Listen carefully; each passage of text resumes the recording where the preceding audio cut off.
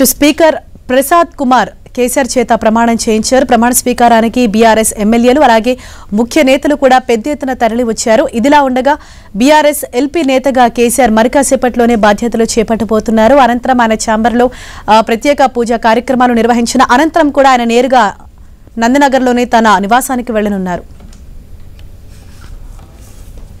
Party శాసనసభ పక్షాన్ని కేసీఆర్ ఎన్నుకుంది. అయితే ఈ అసెంబ్లీ సమావేశాల నేపథ్యంలో త్వరలో అసెంబ్లీ బడ్జెట్ సమావేశాల నేపథ్యంలో కేసీఆర్ అంతకు ముందుగానే ప్రమాణ స్వీకారం చేస్తారు. అదే కేసీఆర్ శాసనసభ పక్ష నేతకు అసెంబ్లీ ఆవరణలో కేటాయించిన కార్యాలయంలో కూడా ప్రత్యేక పూజలు నిర్వహించి అక్కడ ఆ బాధ్యతలు తీసుకుంటారు. అయితే ఇందుకు సంబంధించి ఆ పార్టీ కీలక నేతలు అంటే మాజీ మంత్రులు కేటీఆర్, హరీష్ రావులు దాదాపు 10:30-11 గంటల ప్రాంతంలోనే అసెంబ్లీకి చేరుకుని ఇక్కడ అన్ని ఏర్పాట్లను పర్యవేక్షించారు. ఆ పార్టీకి చెందిన ఎమ్మెల్యేలు కూడా దాదాపు అంతా ఈ కేసీఆర్ ప్రమాణ స్వీకారానికి హాజరు కావడం జరిగింది. ఎమ్మెల్సీలు కూడా ఈ కేసీఆర్ ప్రమాణ స్వీకారానికి హాజరు కావడం జరిగింది. మరి కాసేపట్లో కేసీఆర్ ఇక్కడ ప్రమాణ స్వీకారం చేసి పార్టీకి కేటాయించిన శాసనసభ పక్ష నేతకు కేటాయించిన ఆ కార్యాలయంలో కొద్దిసేపు ప్రత్యేకంగా పూజలు నిర్వహించిన అనంతరం ఇక్కడి నుంచి నందినగర్ లోని తన నివాసానికి బయలుదేరి వెళ్ళనున్నారు హరీష. శ్రీకాంత్, అలాగే కేసీఆర్ అసెంబ్లీకి వచ్చిన సందర్భంగా అక్కడ అంటే అసెంబ్లీ ఆవరణలో ఎటువంటి పరిస్థితులు అక్కడ కనిపిస్తున్నాయి?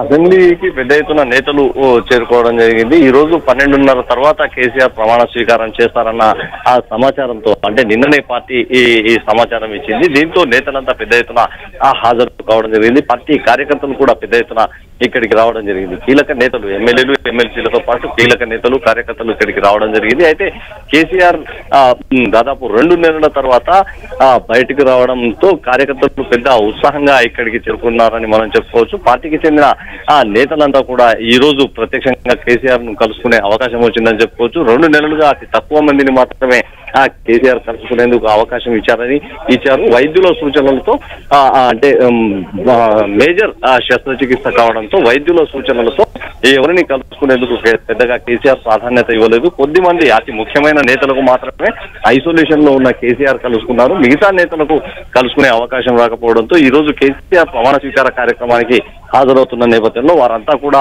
అసెంబ్లీకి చేరుకోవడం జరిగింది. మరి కాసేపట్లో కేసీఆర్ బయటకు వచ్చేందుకు కూడా రెడీ అవుతున్నట్టు తెలుస్తుంది. ఇక్కడ అంతా సిబ్బంది, అసెంబ్లీ సిబ్బంది ఇక్కడ అంతా అలర్ట్ చేస్తున్నారు. నేతలంతా అసెంబ్లీ గేటు నుంచి పక్కకు జరిపేస్తున్నారు. మరి కాసేపట్లో కేసీఆర్ ప్రమాణ స్వీకారం కొద్దిసేపటి క్రితం పూర్తయింది. శాసనసభ పక్ష కార్యాలయంలో కూడా పూజలు పూర్తి చేసుకున్నారు. ఇక నందినగర్ లోని నివాసానికి వెళ్లేందుకు మరికొద్ది క్షణాల్లోనే కేసీఆర్ అసెంబ్లీ నుంచి బయలుదేరే అవకాశం ఉంది హరీష. శ్రీకాంత్, అంటే కేసీఆర్ అక్కడికి వచ్చిన సందర్భంగా ఏదైతే మనం అక్కడ భారీ కార్యకర్తల శ్రేణులు మనం చూస్తున్నామా, అంటే కేసీఆర్ హెల్త్ కండిషన్ పూర్తిగా మెరుగైనట్లేనా, ఆయన పూర్తిగా కోలుకున్నట్లేనా?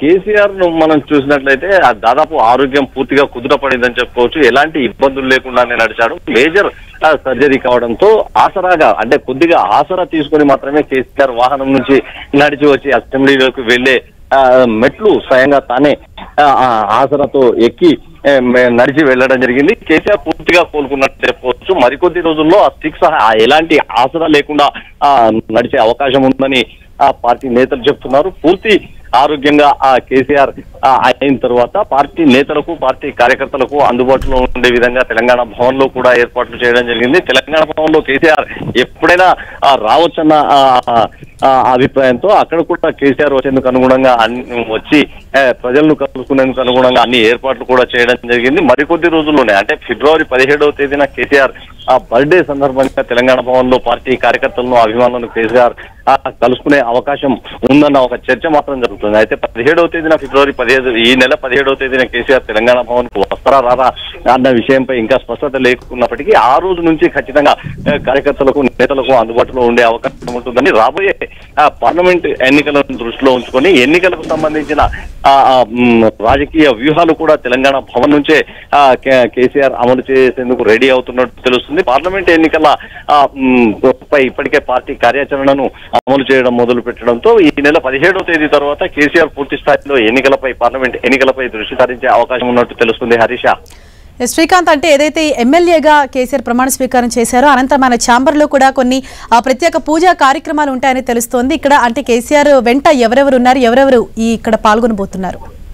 అంటే కేసీఆర్ తో పాటు వాహనంలో ఎంపీ సంతోష్ కుమార్ వచ్చారు. రెగ్యులర్ అంటే సంతోష్ కుమార్ ఎంపీ జోగిన్పల్లి సంతోష్ కుమార్ కేసీఆర్ తోనే ఉంటారు. ఆయన రావడం జరిగింది. ఆ తర్వాత ఇక్కడికి వచ్చిన తర్వాత అసెంబ్లీకి చేరుకున్న తర్వాత హరీష్ రావు కేటీఆర్లతో పాటు పలువురు ఎమ్మెల్యేలు కేసీఆర్ తో పాటు కలిసి అసెంబ్లీ లోపలికి వెళ్ళడం జరిగింది. అసెంబ్లీ లోపల ముందుగానే స్పీకర్ ఛాంబర్ కు వెళ్లి అక్కడ కేసీఆర్ ప్రమాణ స్వీకారం చేయడం జరిగింది. కేసీఆర్ ప్రమాణ స్వీకారం చేస్తారన్న సమాచారంతో శాసనసభ వ్యవహారాల మంత్రి శ్రీధర్ బాబు కూడా అసెంబ్లీకి చేరుకున్నారు. విప్ అడ్లూరి లక్ష్మణ్ కూడా అసెంబ్లీకి చేరుకోవడం జరిగింది. వారి శాసనసభ స్పీకర్ ప్రసాద్ కుమార్ కేసీఆర్ తో ప్రమాణ స్వీకారం చేయించారు. వారంతా సమక్షంలోనే కేసీఆర్ ప్రమాణ స్వీకారం ముగిసిన తర్వాత పార్టీ ఎల్ఓపిగా కార్యాలయానికి కేసీఆర్ చేరుకున్నారు. ఆ తర్వాత ఇక బయలుదేరేందుకు కూడా సిద్ధమవుతున్నారు. కేసీఆర్ ను అంటే బయటకు వచ్చిన తర్వాత వెళ్లేందుకు వాహనాలను కూడా సిద్ధం చేస్తున్నారు హరీష.